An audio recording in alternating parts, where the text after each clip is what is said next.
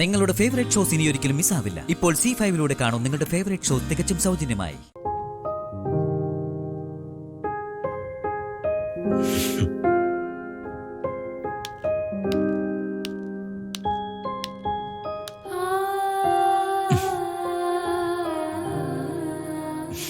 എന്താ എന്തിനെങ്ങനെ വിഷമിക്കുന്നേ?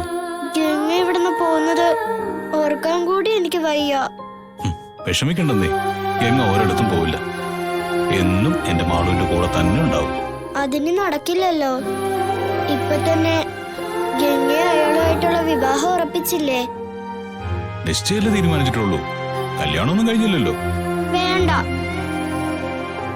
മഹി വെറുതെ എന്നെ സമാധാനിപ്പിക്കാൻ എങ്ങനെയൊക്കെ പറയുന്നേ. അല്ല മാളു, മോൾ ഓർക്കുന്നില്ലേ എന്റെയും ശ്രേയയുടെയും കല്യാണത്തിന് അന്ന് വിവാഹം മുടങ്ങിയത്? അതുപോലെ ഗംഗയുടെ കാര്യത്തിൽ സംഭവിക്കാലോ. സത്യമാണോ മഹി? അങ്ങനെ ഗംഗയുടെ കാര്യത്തിൽ സംഭവിക്കോ? പിന്നെ എന്റെ മാളുവിന് വേണ്ടി ഞാൻ ഈ കല്യാണം മുടക്കില്ലേ? മോളുടെ സന്തോഷമല്ലേ അച്ഛന് ഏറ്റവും വലുത്. ഗംഗ എപ്പോഴും എന്റെ കൂടെ ഉണ്ടാകാൻ വേണ്ടി മാത്രമല്ല ഞാൻ വേണ്ടെന്ന് പറയുന്നത്. പിന്നെ ഗംഗയ്ക്ക് ഈ വിവാഹം ഇഷ്ടമല്ല, അതുകൊണ്ടാ.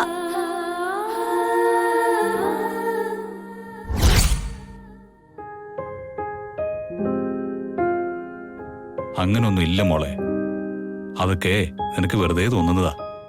ഗംഗ തന്നെയല്ലേ വിവാഹത്തിന് സമ്മതിച്ചത്?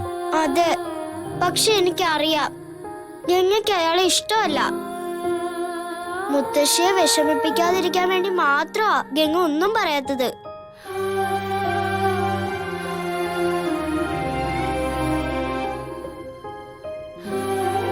അങ്ങനെയാണെങ്കിൽ ഗംഗ ആ കാര്യം തുറന്നു പറഞ്ഞാ മുത്തശ്ശിയെ കല്യാണത്തിൽ നിന്ന് പിന്മാറില്ലേ? ഇല്ല, മുത്തശ്ശിക്ക് ആ കള്ളനെ ഒരുപാട് ഇഷ്ടാ. അതുകൊണ്ടാ ഗംഗയുടെ ഇഷ്ടം പോലെ നോക്കാതെ ആ കല്യാണം നടത്താൻ പോകുന്നത്.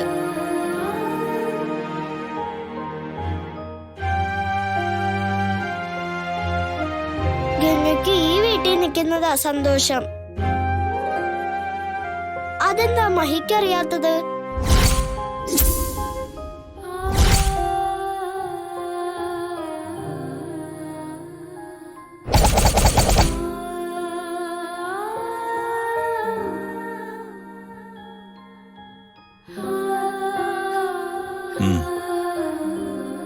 ഏതായാലും എല്ലാത്തിനും ഇനിയും സമയമുണ്ടല്ലോ.